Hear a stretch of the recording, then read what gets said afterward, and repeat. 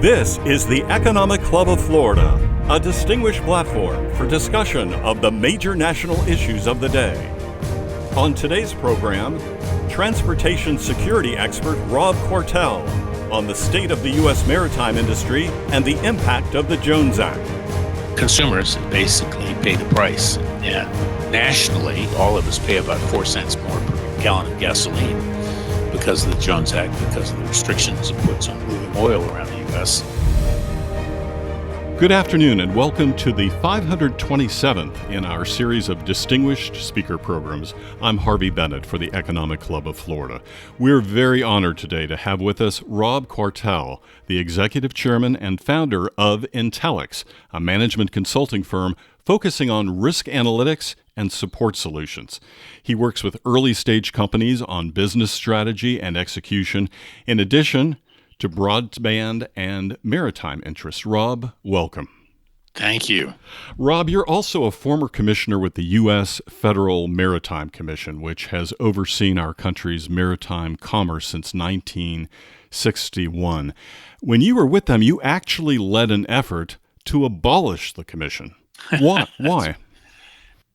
I've spent a number of years in transportation consulting and regulatory reform and things like that, and I actually had no background in the maritime industry when President Bush nominated me to the commission.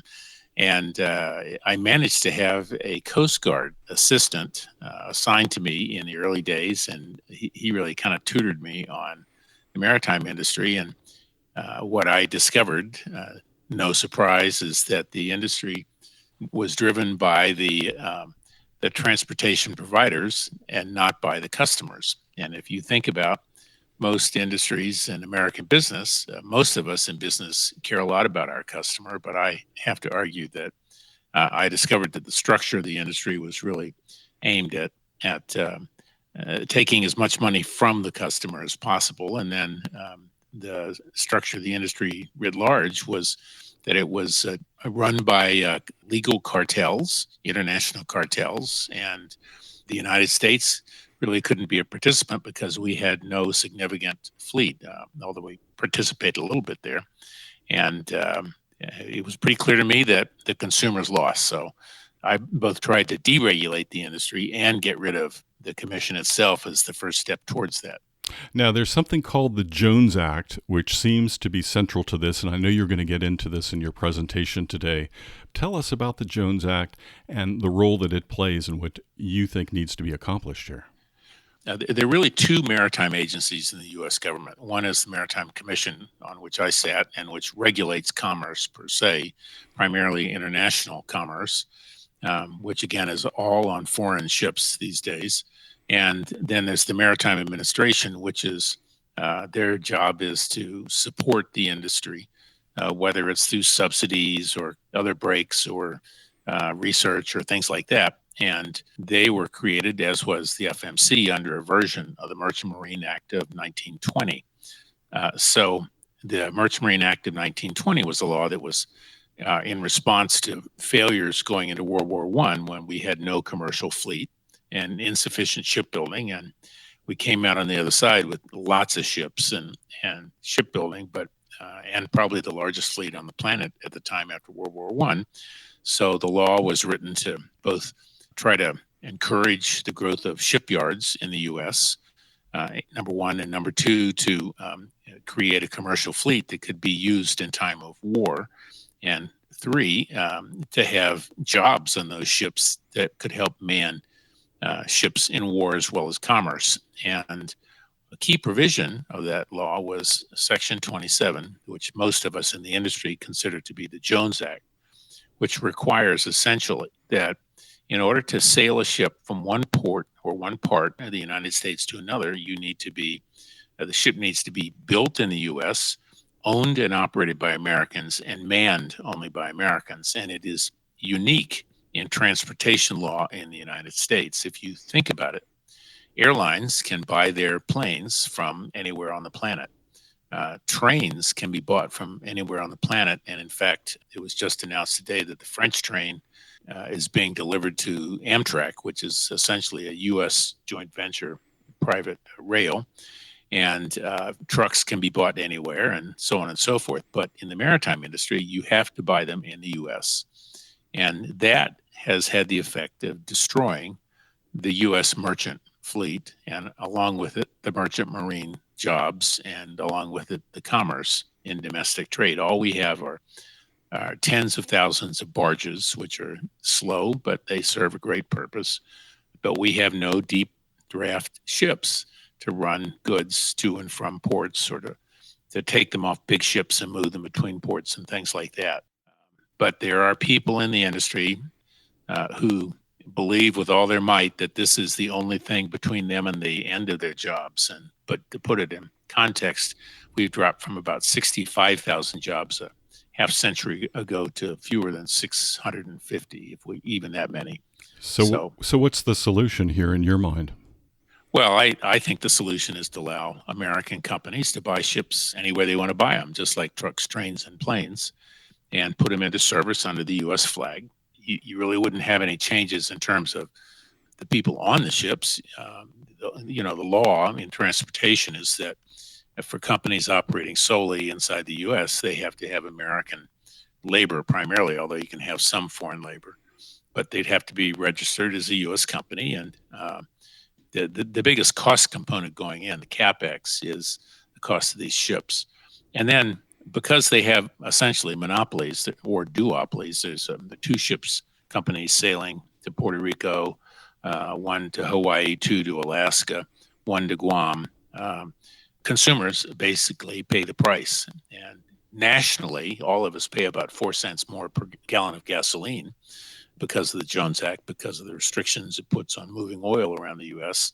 Consumers in Boston have to buy Russian liquefied natural gas via the Caribbean. We can't move any LNG, which Americans produce in abundance, anywhere in the U.S. because we have no LNG ships, which are very specialized ships. And so the consumer pays the price. And you've been a serial entrepreneur most of your life. That's the common thread there. So you're very focused and have been on the bottom line to consumers, right? Absolutely. And the customer. Who's the customer? What's their pain point? What do they need to succeed themselves? What can you do for them? In the maritime industry, this is the kind of ship we have. If you don't like it, tough. There's one story coming out of Hawaii, which I'll probably talk about. Hawaiian cattlemen, since they can't find cattle carriers to move their calves to the United States, to the fat yards where they'd be fattened up, they end up flying these young calves in the empty backhauls of 747 jets back to the U.S. rather than being able to put them on a ship, which, as you might imagine, is a hell of a lot cheaper than an airplane for a cow. But you might wonder if these cows get frequent flyer miles.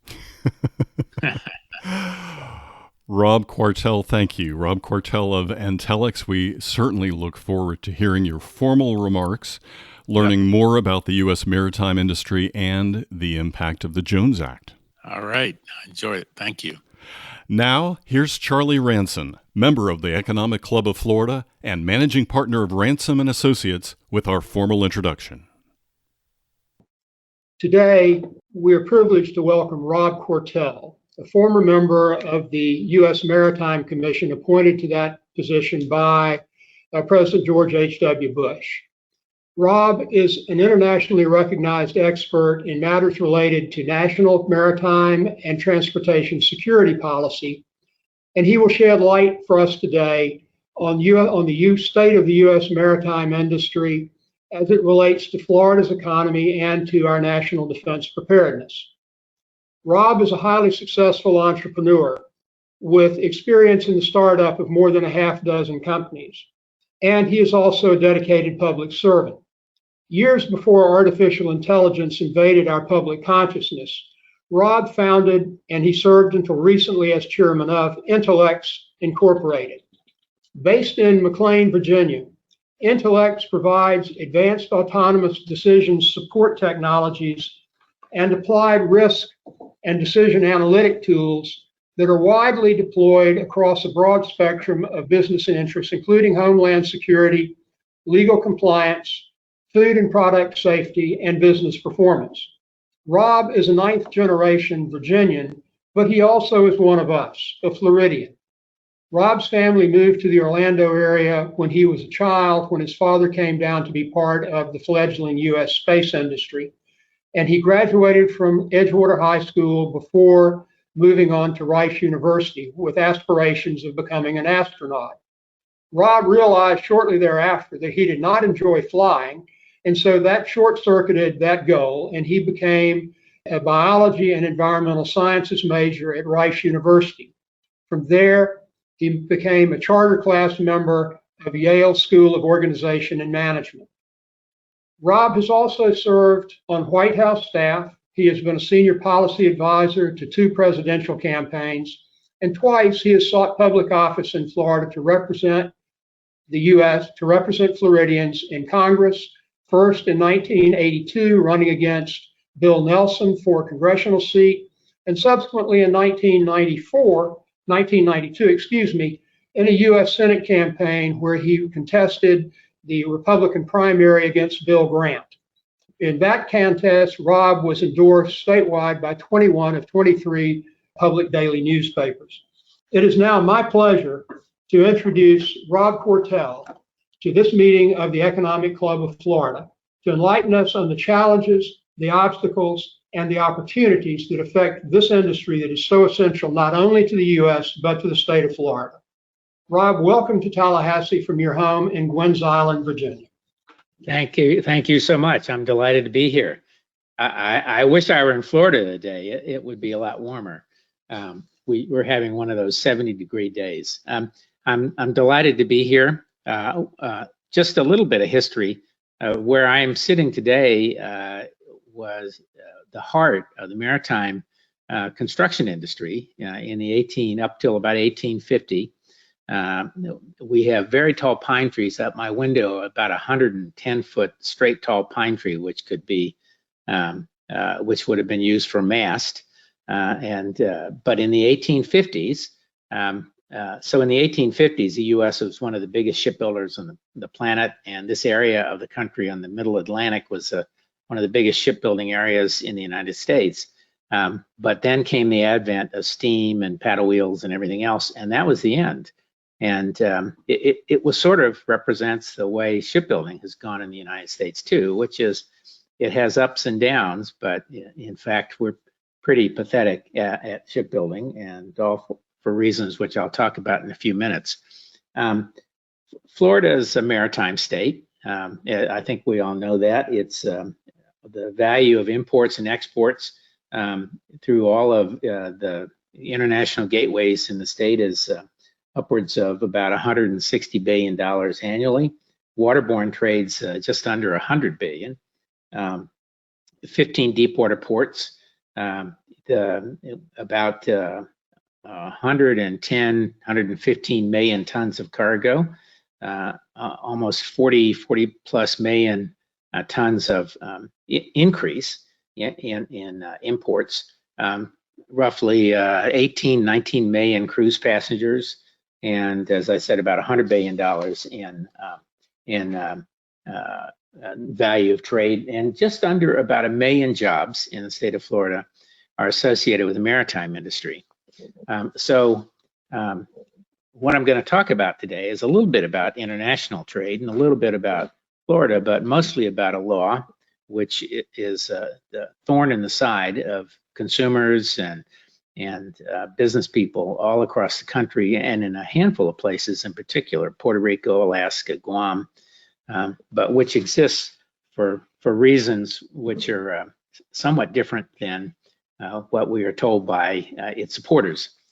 So as I think most of you know from the description, I served as U.S. Federal Maritime Commissioner during the Gulf War and in 1990 to 1992, and I was able at that point to have a number of terrific conversations with the military and the Transportation Command and all the forces moving goods. And you know, the story is that we moved in the course of 45 days as much cargo as the equivalent of a city the size of Alexandria, Virginia, which is actually a pretty good sized, middle-sized city.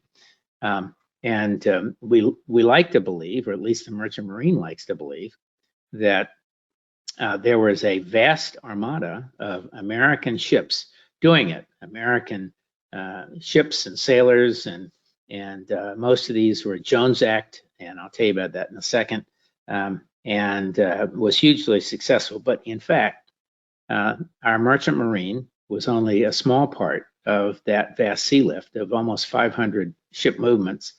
About 45% was on foreign flag ships with foreign crews. About 80 Merchant Marine ships carried hundreds of thousands of tons, for sure, but they never went into the war zone. They stopped in places like Singapore and the UAE and Haifa in Israel in order to offload their cargoes onto foreign flag ships, which actually took them a far more dangerous journey into the war zone to supply Americans.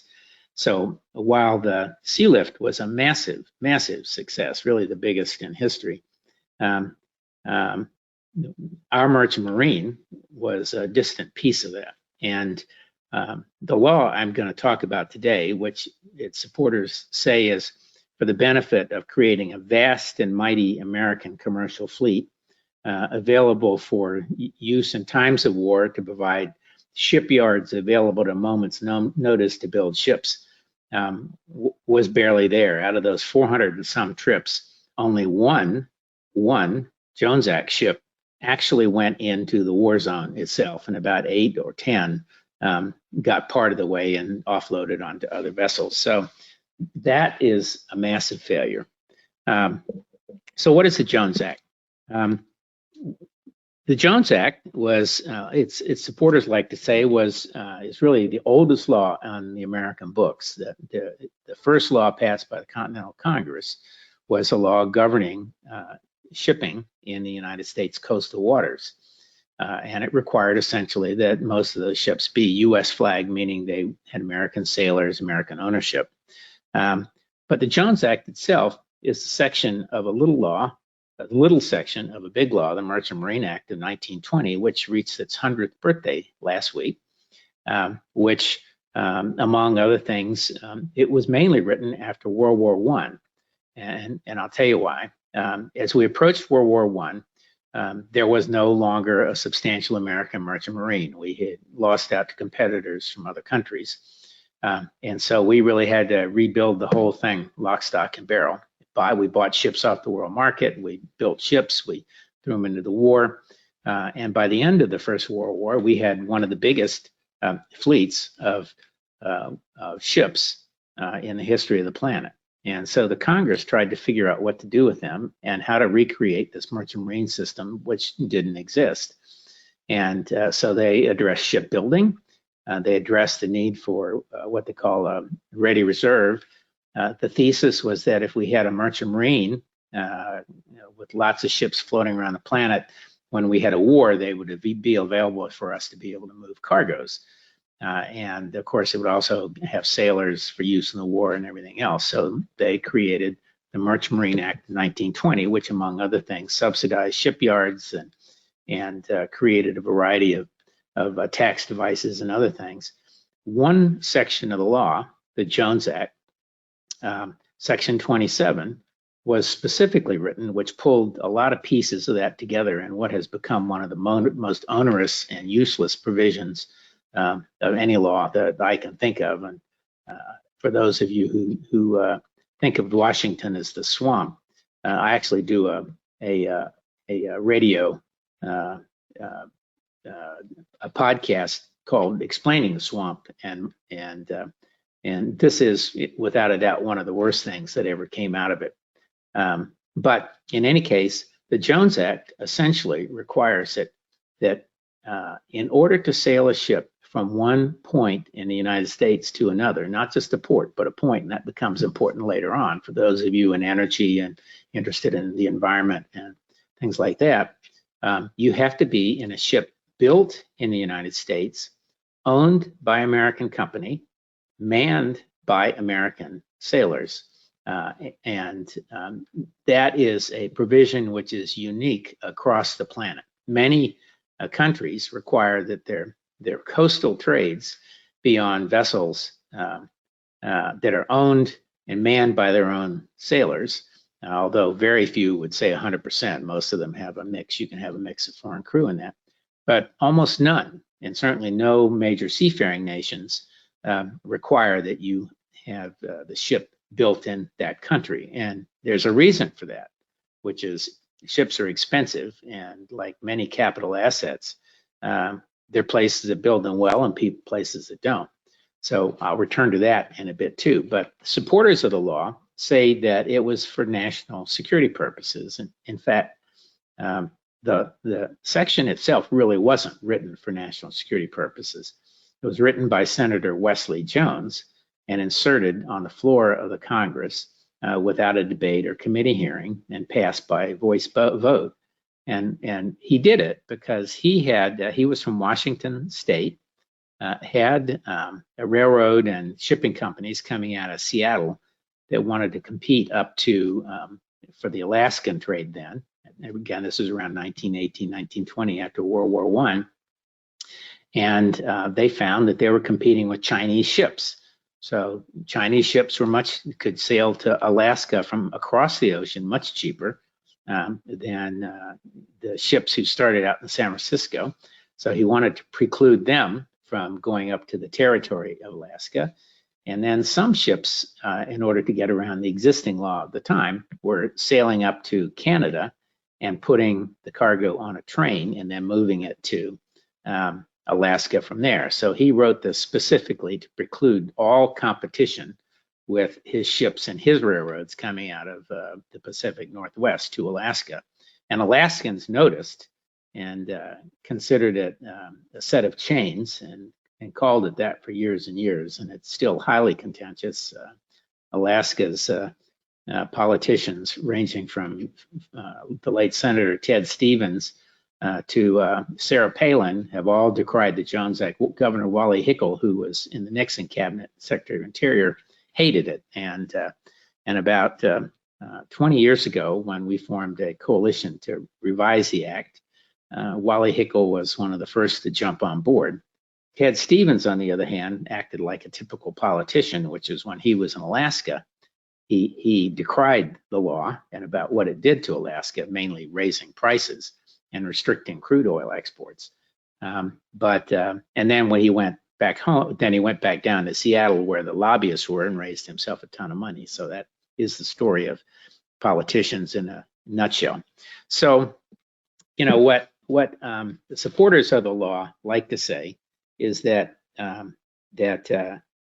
there's about 1 billion tons of cargo carried on Jones Act ships every year. There's some 40,000 ships, 500,000 jobs, hundreds of billions of dollars to the U.S. economy.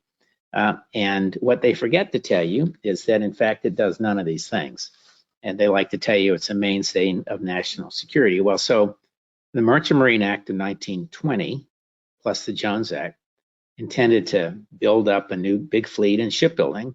By World War II, it had essentially no impact. Shipbuilding had declined substantially again. The fleet had declined substantially again. And we had to rebuild all that through the war. And again, after World War II, we had a similar issue, which is we had a lot of new ships that they turned around and flipped over to the commercial services and commercial fleets in the United States. And so we kind of rebuilt it through the wars, but again, it failed time after time. And again, we reached the Gulf War in 2003 and 4, and again, we had no substantial merchant marine. It had dropped from thousands of ships in 1950 after the World War II down to just a handful, and today we have about under 100, I think it is, maybe 88 or 89 ships today, most of which, as it turns out, are oil ships, oil tankers, which are useful in a military conflict, but they're hard to take out of service. They're pretty busy, and the oil companies don't like to let the government take them while they're trying to sell their oil for the war. So So so let's talk a little bit about the impact of the Jones Act on some things you know about. You probably have recalled after Hurricane Maria, Puerto Ricans complained about this obscure shipping law. Well, that was the Jones Act, and they complained because they felt that it had historically raised the prices substantially, which in fact it has. But they also complained because they felt it was getting in the way of their effort to rebuild, and it was. And so the Jones Act, which is supporters say is meant to help us in emergencies, was suspended for about the 15th or 20th time in the last 70 years, and about the 10th time in the last 2 decades. Several of those for hurricanes, because in fact, in time of emergency, this law meant for emergencies becomes the problem, not the salvation. So, so let's talk about some of the things supporters say. Well, they say it supports 40,000 ships. Well, it supports 40,000 vessels, of which 3/4 are barges, which can't sail in deep water and are virtually useless for international trade. And about 5,500 tugs and towboats and small kinds of boats, and only about 89 or so, as I said, actual ships. And the distinction is really important. You know, almost all international trade, 98%, goes on ships. And in the United States, that international trade produces about $1 out of $4 in GDP, and roughly 1 out of 4 jobs is associated with international trade. And every single ship in trade bringing cargo to and from the United States is an international ship. Not a single one is a U.S. flag, much less a Jones Act U.S. flag ship. Jones Act ships, deepwater ships, self-propelled, operate today only from the U.S. to Hawaii, U.S. to Guam, U.S. to Puerto Rico, U.S. to Alaska. The Virgin Islands, U.S. territory, when the Danes sold it to the U.S., they were smart enough to require that the Virgin Islands be exempted from the Jones Act. And so their prices are lower. And now why prices? You know, I've mentioned that several times. Well, here's what the Jones Act does. First of all, it requires that you build ships in U.S. shipyards. U.S. shipyards, by and large, don't build commercial ships. Something like 80+% of all ships and shipyards, there are only about 6 major yards left in the U.S., build their vessels for the military. They build subs and aircraft carriers and DDGs and all of these things, but they don't build for the commercial fleet. The remainder of smaller yards, which build for a commercial fleet, have built something like 7 or 8 large ships in the last decade or so. The ships they built in the last several decades are primarily oil tankers for use in the Alaska trade, which is required, unfortunately. You know, the Trans-Alaska Pipeline Act required that all crude oil out of Alaska go no matter where on American ships, which is fine in and of itself, except they also have to be built in the U.S. And because U.S. shipyards don't build a lot of commercial ships, they don't get any experience in it. And so a typical ship built in the United States will cost anywhere from 4 to 6 to 7 times more than a ship built in one of the competing countries, Korea, Denmark, China, Japan. And it's not because Americans live better. American shipbuilders are actually paid less than Japanese and Danish and Korean shipbuilders. So it really is a management issue and a business issue of they don't have any experience in building them, and it would take a long time to get that in order to have a big series of shipyards of ships. So American ships cost a lot more. They are in many ways technologically inferior, and I suspect that's going to be a further impediment at some point. The American fleet, because American ships cost so much, is never replenished. The average Jones Act ship in an American-built, manned-owned, operated ship is almost twice as old as the oldest average foreign ship. And that's because foreign ships can be replenished, rebuilt at a much lower cost. And so ship owners do it. And why is this important? Because ships have a lifespan expectancy of about 20 years.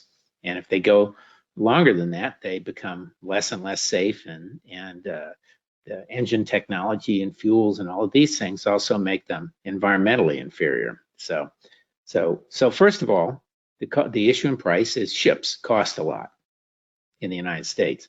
Well, then the next big component of cost is labor, and American labor probably costs 40% more than most competitive foreign labor, and that is because they are paid more and for shorter work hours. So some number of years ago, almost 30 years ago, when I was first looking at this, an MIT study suggested that a typical captain on a merchant marine ship would earn upwards of $350,000 a year for 6 months' work on a ship.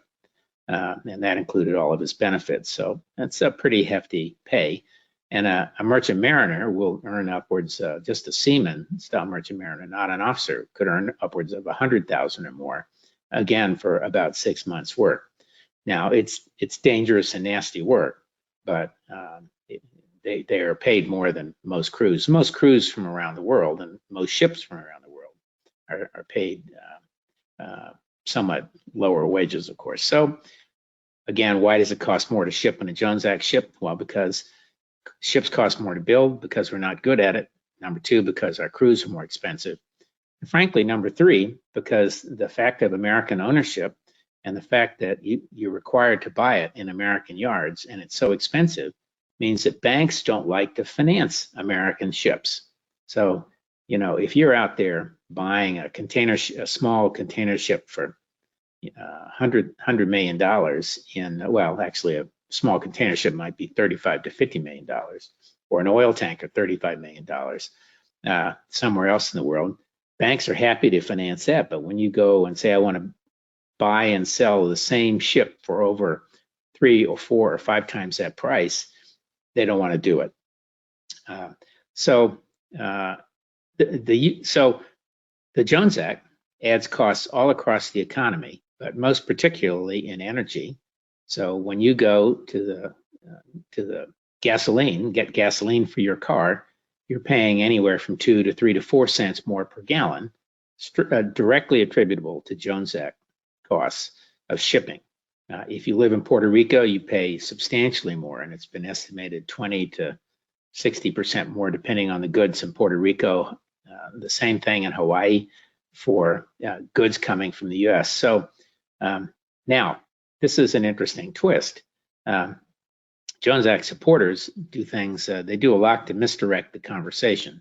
So they'll say, well, gee, if you got rid of the Jones Act, all of these Chinese ships could come into the United States and all of these other foreigners. Well, actually, the Jones Act can't prohibit ships from coming into the United States. That's trade. So technically, a Chinese barge could go on up the Mississippi, where about half of the so-called Jones Act fleet lives, or into the Great Lakes, although they don't.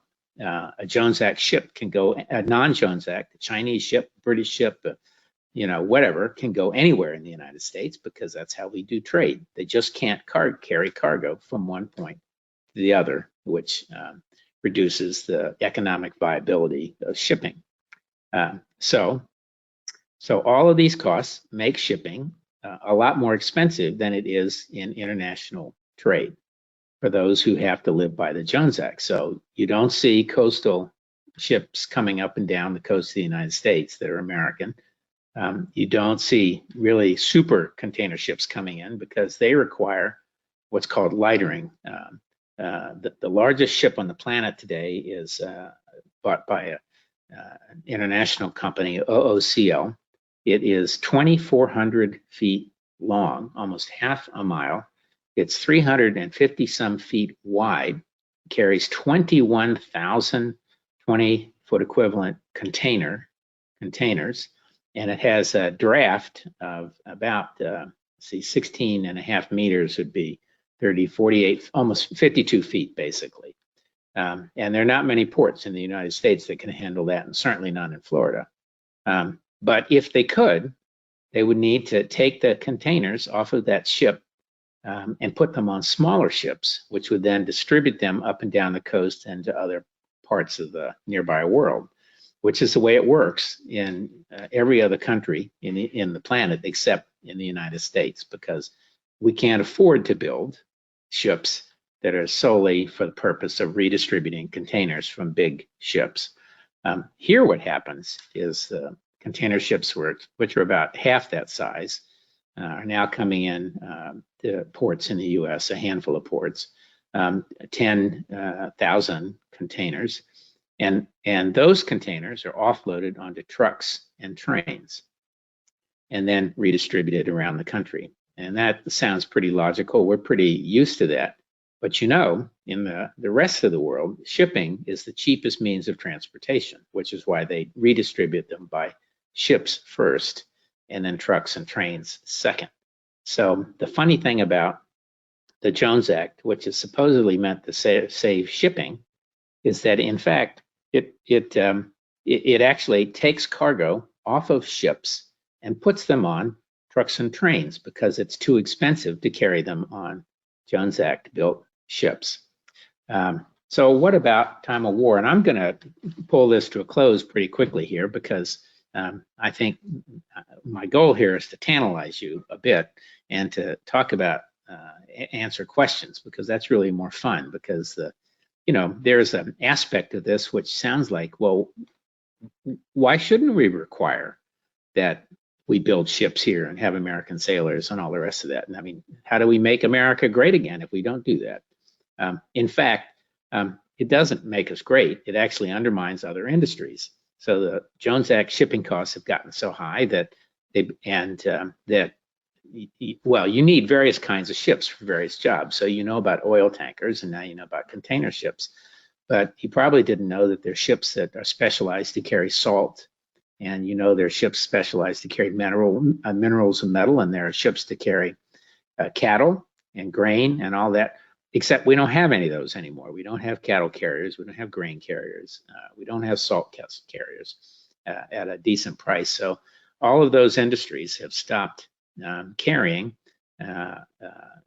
moving their cargoes on American Jones Act ships because there aren't any at any price, because it costs too much to build these ships in American shipyards. In fact, there's a kind of funny story about cattle. Some years ago, about 20 years ago, I headed a group that was intended to see if we could reduce the Jones Act impact, primarily by eliminating the build requirement that you build in the US. That would have taken a big chunk of cost away, letting people buy ships cheaper on the open market. Like you may know or may not know that airplanes and trains and trucks can all be bought overseas from anyone, cheapest source, but ships cannot. And there's a big difference, obviously, in the way they end up operating. But it turns out in Hawaii, Hawaii has been trying to create branded cattle. They have cattle herds that are very high end. They're what you call Wagyu, meaning sort of like the Japanese Kobe beef, and they wanted to brand them as Hawaiian cattle. And they grow on these beautiful hillsides, in Hawaii, on these islands. And some number of years ago, the Hawaiian cattlemen decided they used to bring their grain from the mainland on grain carriers, as expensive as it was, to fatten the cattle up, just like they do here in the United States. And at some point, that was the end of the grain carriers, so they were no more, and they couldn't do it. So they ended up leasing cattle carriers to take the young calves back to the United States across the ocean, and then railroad them into fat stock yards in the West, fatten them up, and then send them on to U.S. markets. Well, eventually they could no longer get cattle carriers, so there are two shipping lines that serve Hawaii, Matson Navigation and one other, and Matson's the primary. Matson offered to put the little calves, into containers And you've all seen a truck with a container on the back of it, and you imagine putting a bunch of little calves in one of those things and carting it across several thousand miles of ocean for several weeks, and what that would be like. And so they call these cow-tainers, not containers. And they tried it a bit, and the cattlemen didn't like the outcome. They had the death rate went up 2 or 3 times. You know, it was small, but they don't like to lose them. They're expensive, and it just didn't work for them. So they ended up flying these calves on empty backhauls of jumbo jets from Hawaii to the United States. Cows with frequent flyer miles. So this actually happened, and still happens. And so this is one of the distortions of the Jones Act. One last thing, you know, I started by talking about the impact of the law on sea lift in the Gulf War. And, you know, there are several pillars of the defense assertion. One is that we need to have a commercial fleet that can supply sea lift in a time of war, and we do. But in the Gulf War, we were happy to use military sea lift as well as foreign ships. And just to put a little fine point on that, the Secretary of the Navy last year got in trouble because he said he had 600 million or 400 million to buy ships, but he could buy a lot more. That's what it would cost him for each ship, 400 to 600 million that he would need in a U.S. shipyard to carry commercial cargoes, essentially, to troops, resupply cargo. He said, you know, I could buy a lot more at 30 million a piece if I could buy them off the international market. And he is right. He could buy 20 ships for the price of one U.S. But in any case, so the first pillar is to have a vast and mighty fleet, and we don't have that. And because we don't have that, we don't have sailors to sail all of these other ships. The Maritime Administrator estimated that he would be about 1,800 sailors short if he had to do a sea lift today for an all-out war. And that was assuming that everybody who was eligible for sea lift, meaning they had to have a certain kind of license, deep water license and experience, that everyone showed up. And just to put another fine point on that, the average age of a merchant mariner today is up in the 50s. There are people who were called up in the Gulf War who were in their early 80s. So, you know, it's not exactly a vibrant fleet with a vibrant young staff of merchant seamen. Most graduates of our merchant marine academies cannot find jobs on American merchant marine ships because they simply don't exist. So not enough ships, therefore not enough sailors, not enough jobs for merchant mariners. And of course, the shipyards don't build commercial ships because they don't get enough orders because they cost too much to build them. It's a vicious cycle. So this is a huge problem. It's a law most people only hear about when there's a hurricane. And people ask themselves, why do we have it? Well, that's the question. Why are we shackling ourselves with a law that's 100 years old, written for a war that took years to ramp up, before jets, before fast ships, before drones, before nuclear weapons, before wars happened in 3 days and were over in 6? That's the big question. And so many of us who both support American merchant marine sailors and the jobs and think we need a fleet and need it for commerce, almost all of us ask ourselves, why do we still have a law written in 1920 for a world and a planet and an economy that was a totally different era? So with that, I'm going to leave this and let my minders over there on the other side grab the screen back, and I hope you have some questions. Thank you, Rob, for that. I think we have questions, and I think you have already anticipated a number of those. We do have a hard stop at 1 p.m., so I think there are probably two questions left that I want to raise with you that are one that's Florida specific and another that is very much forward-looking. Yeah. The first is, are cruise ships, which is a major industry in Florida, are cruise ships covered under the Jones Act? The maritime trade unions say that it saves a domestic industry that moves more than 100 million passengers and $400 billion worth of goods between ports on an annual basis. What is your answer to that question about cruise ship coverage? Well, the law does affect Florida in a couple ways. One is, you're right, the cruise industry, and the other is actually, interestingly, fuel and natural gas, liquefied natural gas, which I'll talk about in a second. But it's not technically the Jones Act that covers cruise ships. It's the Passenger Vessel Act, which is a sister law, same requirements, American built, bought, manned, owned, operated, American. And there's another one, the Dredging Act, which also suppresses dredges. We can't get enough dredges, which is a big problem in Florida and all around the country for dredging our harbors for these big, deep ships and being able to participate in the global economy. So there are these two laws. Most ships that operate out of passenger ships, what the Jones Act does is, you've heard of cruises to nowhere. The interpretations are pretty obscure and varied. Most cruise operators out of Florida are actually foreign owned and foreign built. We have really, to my recollection, built only one major passenger vessel in years. And the last Jones Act vessel was, I think, built in the early 1960s, Jones Act passenger ship, a big one, meaning a big, deep draft ocean ship. But the major cruise lines are all foreign owned. When we recently had the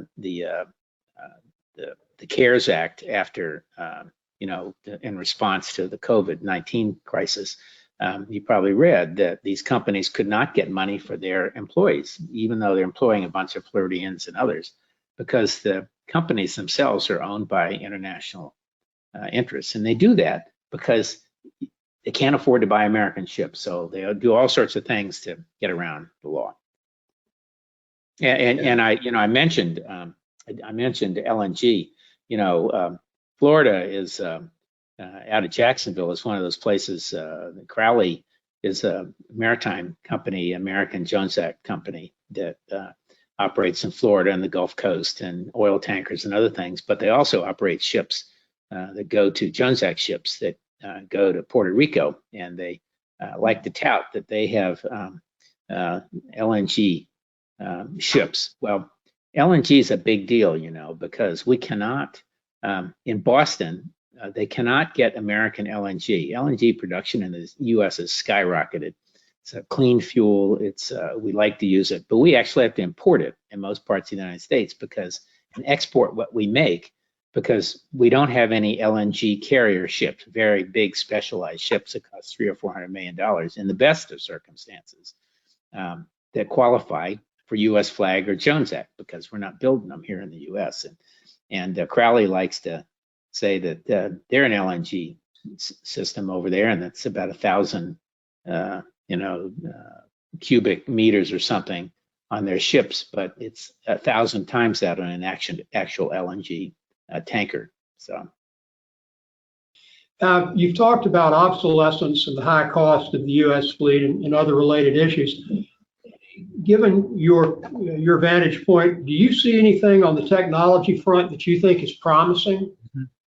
Well, the maritime industry, it's a good question. The maritime industry is actually has become recently the focus of a lot of venture capital in the country. I have a theory, which is that the big venture capital firms have so much money, they don't know what to do with it, so they're looking for a new vertical. And I've been involved in venture capital myself, and in fact, am involved in trying to do a maritime center of excellence up here in the Middle Atlantic. But yes, there are new technologies, autonomous ships. Of course, it's not just the cost of a crewman or the cost of the ship that makes U.S.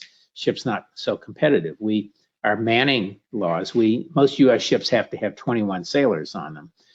So you multiply that times each cost. Well, the Japanese have been sailing ships with 8, 10, 11 sailors, semi-autonomous ships for 25 or 30 years. The Navy just launched its first autonomous ship. And I expect that technology is going to come into play all across the planet.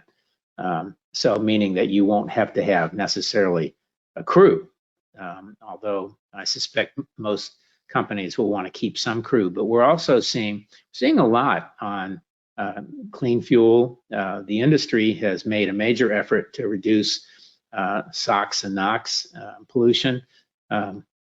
Interestingly, the maritime industry per unit produces less pollution. They're the biggest polluter, single polluter, out there on the coast of the various countries, because they concentrate it in port cities. So they have taken major steps to reduce the pollution, which gone in this year. That's important. We're seeing new skins. I've seen, things like new types of metal and other skins on the ship that prevent barnacle growth and keep the ships clean. There are all sorts of new technology. One of the disadvantages we have is that our shipyards are not used to building what you call the complex curves, bending the steel for these hulls. That we see in Asian shipyards in Denmark and places like that. So whole variety of technologies. There's people are using drone technologies for use with ships. There's a whole lot going on. And I think there's not a lot going on in ship construction in the US. The fact that they have a captive defense market means that they're not highly innovative they don't have to be innovative. Defense ships take a very, very long time to build. And that's one reason they cost so much money too.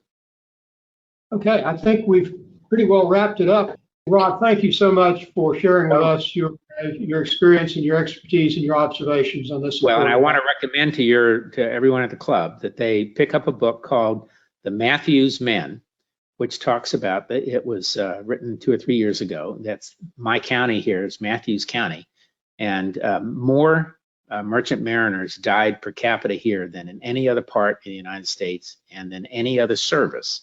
So it talks about the heroics of these men who jumped off the crab boats and the small boats and the tenders and the tugs and the small commercial vessels and went to World War II and were so critical in supplying our troops in that period. And the merchant mariners today continue in that tradition, but they have a harder row to hoe. The Matthews Men. The Matthews Men. I'll find a copy. Thank you. You've been listening to Rob Quartel, Executive Chairman and founder of NTELX, speaking before the Economic Club of Florida on June 15, 2020. For more information on NTELX, visit NTELX.com. The Economic Club of Florida promotes interest and enlightenment on the important economic, political, and social issues of the day. To learn more, including how to become a member, visit our website at economic-club.com.